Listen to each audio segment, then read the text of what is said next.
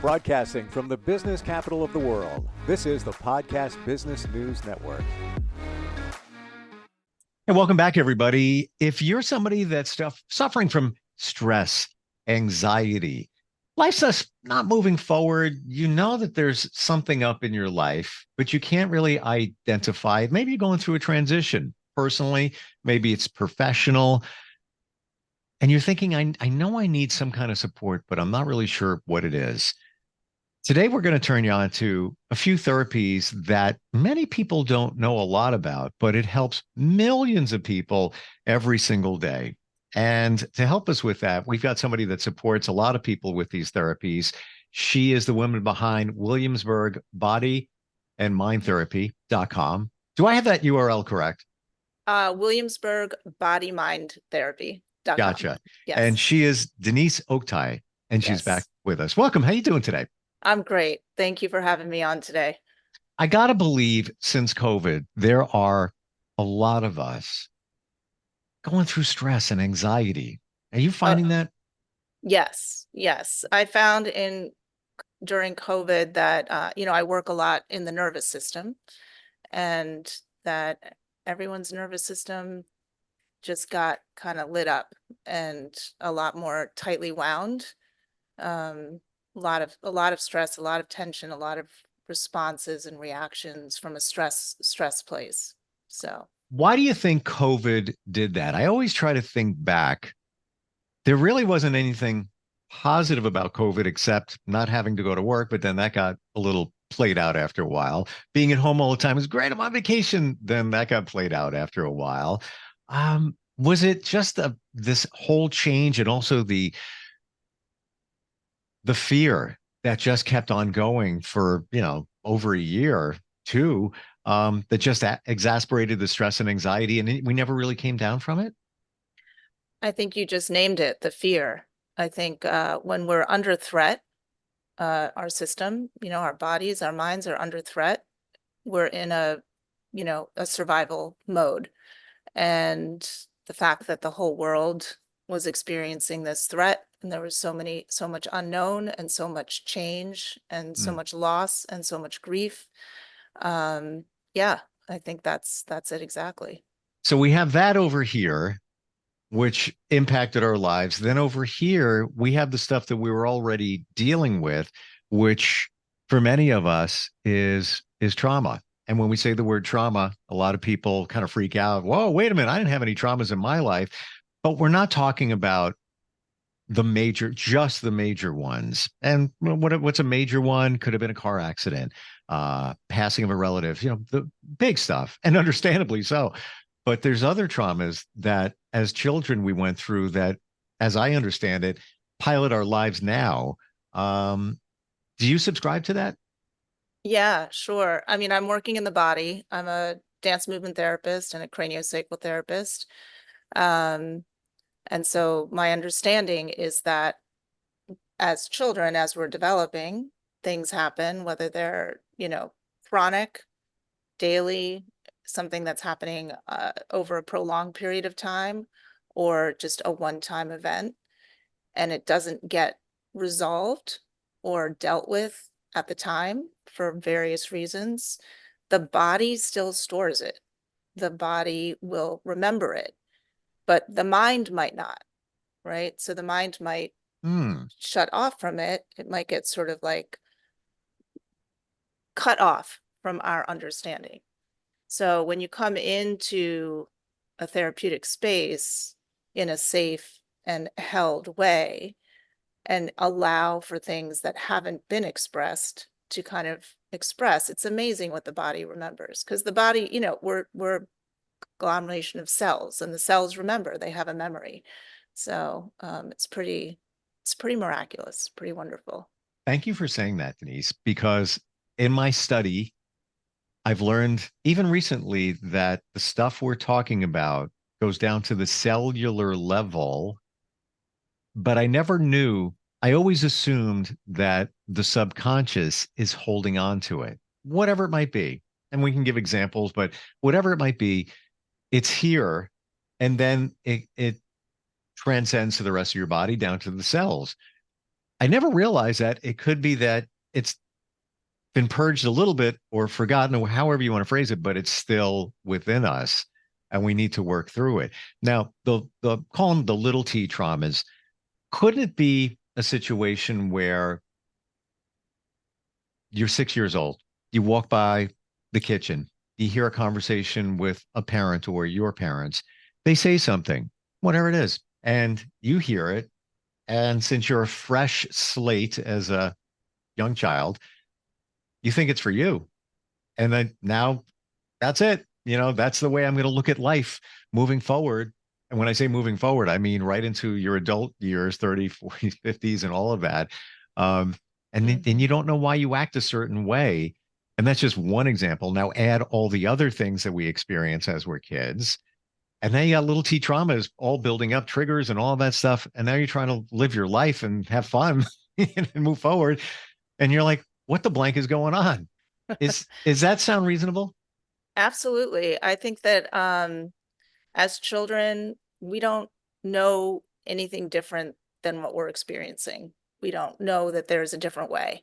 Yeah. And a lot of times we just absorb and we take in, whether it be messages, cognitive messages, messages about all kinds of things, our own identity, the family dynamics. It can be messages about money, Mm, about whether there's, enough in the world or not enough in the world, or whether the world is safe or not safe.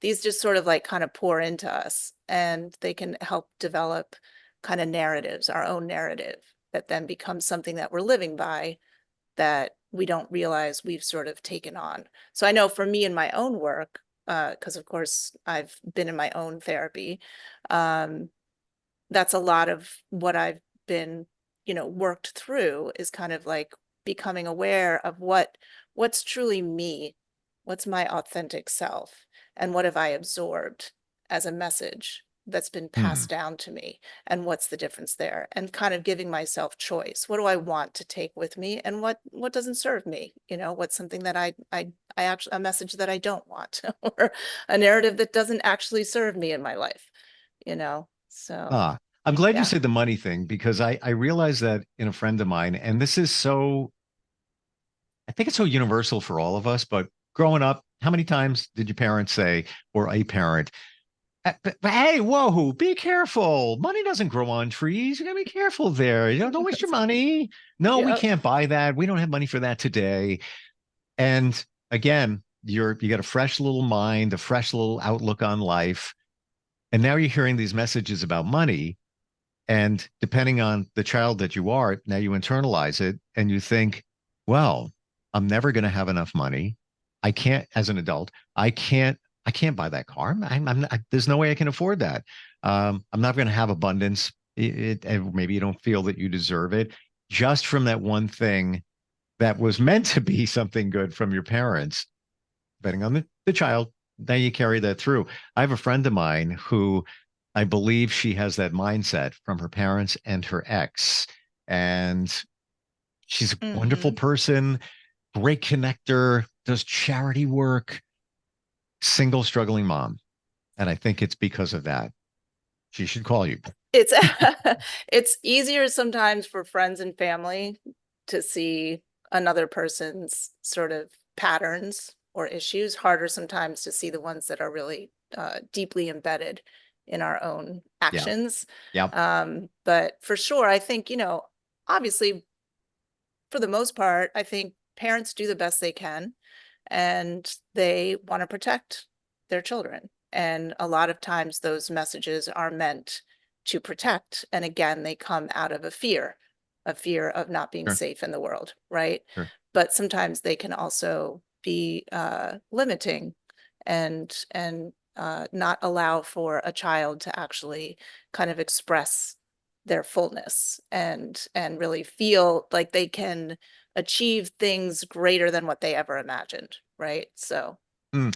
And I'm thank you for saying what you just said as well, because it comes out of fear. So we're protecting ourselves, or our subconscious is protecting us based on what we believe to be our reality. Well, we don't have a lot of money because mom said that. And then that we're protecting, I guess, our assets, Now we're 30, now we're 40, now we're 50. We could definitely want to get into the different type of unique therapies you offer, but Denise, your journey, how did you get to this part of your life where you're helping people overcome these challenges? Great question. I was always a mover as a child. I loved to dance just spontaneously. I'd put on, you know, side of the record for the whole 30 minutes and just Wow. improv with my friends and invite my parents to come and watch us. So I studied dance in college. I got a BFA from the University of Michigan, danced professionally in New York for many years. And then at the age of 35, 36, I had a baby and was kind of looking for a career and discovered the field of dance movement therapy, at which I studied at Pratt Institute in Wow. Brooklyn. And from there, I earned my master's and worked at a city hospital, Bellevue Hospital, for about 16 years in inpatient psychiatry.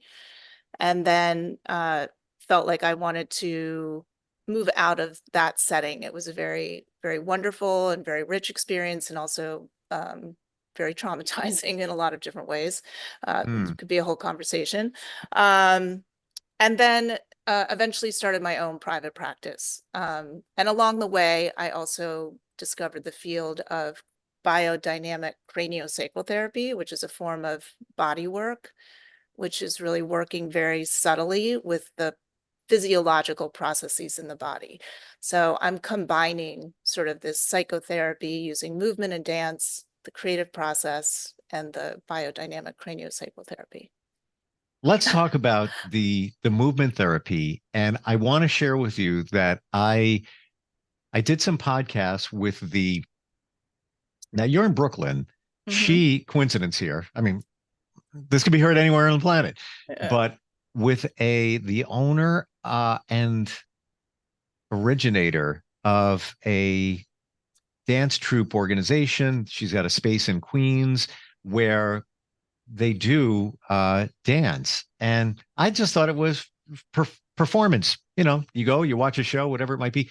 No, half of it was just what you're describing, where there's, where you show up and you express yourself and you let these things out. And that was my first foray into learning a little bit about this. But Mhm. when you work with somebody on the movement side of therapy, how does it all work? Yeah. It in private practice, it looks a lot like verbal psychotherapy. Someone comes in, we sit down, we check in, we talk, but I'm always paying attention to and checking in with that person's body. What's happening as we talk about this memory? What's happening as you're talking? I'm noticing something shifting in your physical, presence. Are you having a sensation or whatever? From there, it really depends on the comfort level of the person that I'm working with. So, I'm very flexible and kind of meet the person where they're at. But if they're comfortable, we'll get up out of the chair and I will lead them in some sort of movement expression. Either we'll move together and explore something, or they will take the space and they will, there's something called authentic movement, which I use in my practice, which is a form of um, person's invited to close their eyes and just wait for an authentic impulse to arise. And there's no right or wrong way to move. They just kind of allow themselves to move from there. And from there, all kinds of things can be discovered. It kind of like invites what's in the unconscious to come up through the body, through the movement. And then it can be a very rich exploration about what a person may be holding, kind of like what we were talking about before, in terms of like, what does the body hold, what does it remember? When we go into the body and start moving the body, sometimes things can arise that it's like, Hmm. oh, there it is. I feel the grief. Like this happened for me when I started exploring my own history. What my uncle died, an uncle I was very, very close to, died when I was like 5.5, 6 years old. Now, obviously, I knew that he had died. I knew I missed him, but I did not realize how much grief my body held over that loss. And so through moving and being able to move through that experience, I was able to like really release some of the tension patterns, some of the ways in which I held that stress and that grief in my body. Yeah. Powerful. Yeah. It's It very is. powerful. Yeah. And this is on a different level, but it's kind of in the same level. I just want to share. It was about maybe 6 weeks ago. I was part of an event, we'll call it that, where there were men from all over the world. We all got together. It was a retreat. And one section of it was for grief, just what you said. Can't believe you said that. And they said, we're going to deal with grief now. And they lowered the lights. And again, this is in a room like 300 men. And we're here to express our grief. Mm. Awkward in the beginning, but there was a energy in the room that was drawing every man into it, where all that stuff that was bottled up that you hid, passing of a relative, ending of a relationship. All I'm going to say to illustrate your point, and it's a huge, it's different, but it's the same. There were men just letting it all out, where there were other men holding them back and letting them express it. Like it was almost like literally, 10 men holding one man back and letting, crying, letting it all out. So I believe just what you're saying, that's what it is. You got, man or woman, whatever you identify with, you need to let it out. We all hide this stuff within us, but it's got to come out. And there's no judgment. So I want to say that, like Yes. when Yes. you're working with somebody on body movement, some of us can be, some people will even go to a club, dance, whatever. And it's like, yeah, I don't really dance. I don't feel comfortable. There's no judgment Yeah. when you show somebody maybe a couple of moves or whatever to try and release, what's in them. And, it goes in my mind here as we talk about it, goes back to, basics. Why do people like to dance? There's something going Exactly. on. There's something magical. Even if you're deaf, they have dance, clubs for people who can't hear because they feel the vibration of the music. Mm-hmm. And they can express themselves and let it out, whether it's joy you're letting out, whether it's frustration, whatever it might be. I have to imagine you can do this by Zoom, right? You can. Yeah, you can. Hmm. I do work hybrid. It's different, the person has to feel comfortable in the space that they're in, and Sure. it's a different kind of holding, but certainly, yeah. I would imagine maybe it's even more comfortable because you're in your own zone as opposed to being in an office with somebody where it could be, for some people, maybe a little intimidating. You're in your own space, doing your own thing. You're showing them what they should do to or can do to really start the process of the movement and release. But one thing, isn't it true? The body does not lie. Mm-hmm. The body Absolutely. does not lie. Does not lie. Yeah. Yeah. Yes. It's really amazing, actually. I have this memory of going into my son's school to teach movement, to do a bit of a dance movement experience for his, I think they were in like first or second grade. And it was so interesting because, the kids who are really like out there and kind of like very verbal and very confident, kind of leader in the class, go into movement, it was like all of a sudden seeing this other side, this other part of some of the kids, and it was just like kind of like What came uh, out? I want to know what came out of those, like you've described.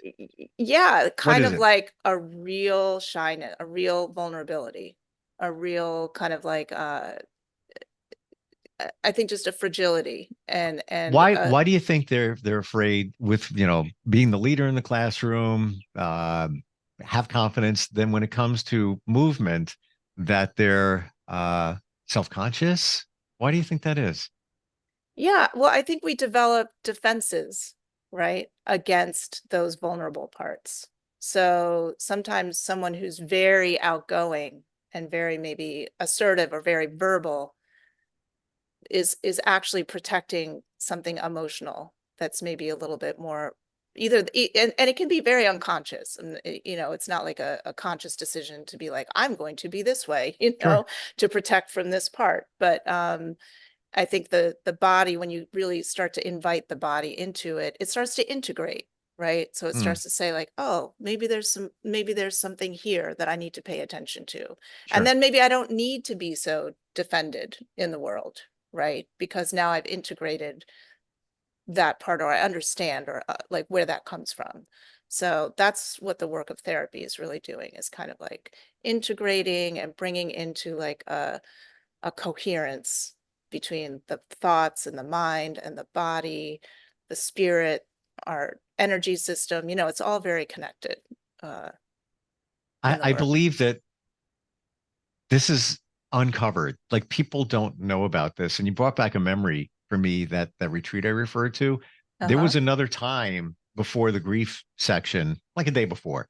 We basically go with me on this, Yeah. put on some music, 300 men in a room, dance like an idiot.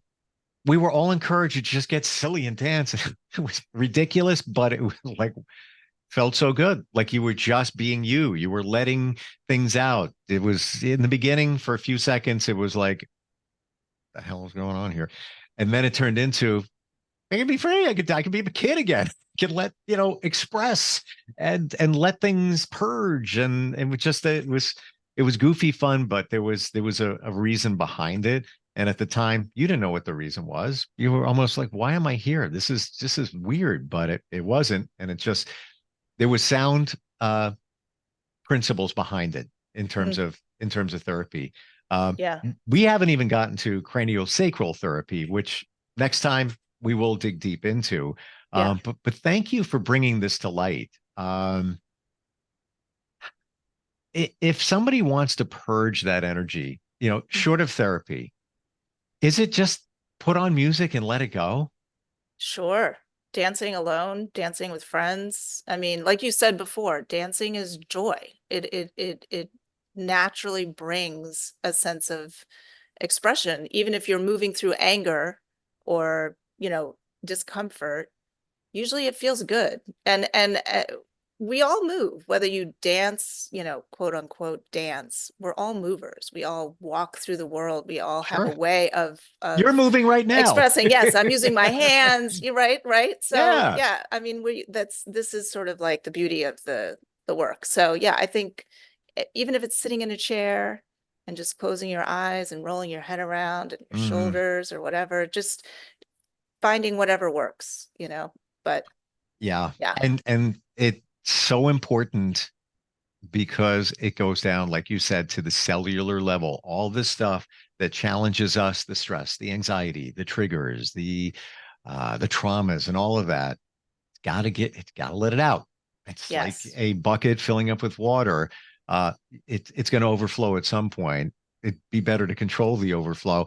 Side note, personally, I watch people country line dance. I love Yeah. country music. I watch them line dance and I say to myself, I can't do that. I won't do that. Never say you can. Sure, if I put my mind to it, it's not me. I can't. Uh-huh. I look at it. I'm like, you people, don't judge. You people are robots. Stop that. Stop and just express yourself because everything is let's follow the other person. I guess you can have your own movement within it, but you're really not moving yourself. I don't know. I digress, but I just don't get it. I don't get Yeah. it, but Well, it's different. It's it's different. different. So many Yeah. different kinds. Yeah. Yeah. Yeah. And you are moving. It's just syncopated and it's, led by somebody else. I like doing my own thing. Just don't You judge must be me. a rebel. You must be a Not so much, no, but don't, no. don't, don't judge if you see me dancing. Yeah. Denise, how do we connect with you if somebody's got questions or they want to look more into this type of therapy? You can check my website out, williamsburgbodymindtherapy.com.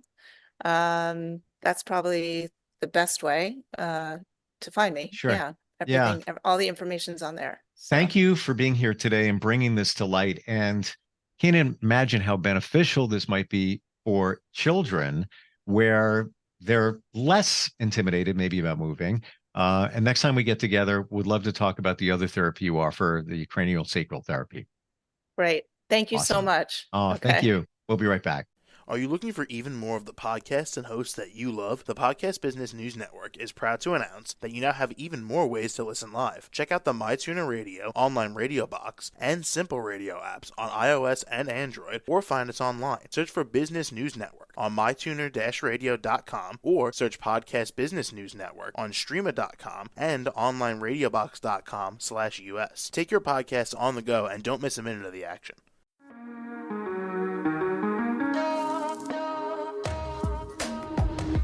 Broadcasting from the business capital of the world, this is the Podcast Business News Network. For nearly 2,000 severely injured veterans, everyday life has become filled with barriers. Day-to-day simple tasks can become pretty daunting. I have to carry my chair up 2 flights of steps or have somebody do it for me. What scares me the most is just the falling. When I'm struggling with my house, I think, to have that one great barrier just knocked down, it's crucial. Home for Our Troops is a wonderful nonprofit that builds a Mortgage-free, fully adaptive, handicap-accessible house. And there's no catch. It'll be our very first home that we've ever owned. This is a game changer. This is where your life begins again. We need you to join us in completing this important mission. Please visit hfotusa.org and help build homes and rebuild lives. Because of you, everything's going to be okay.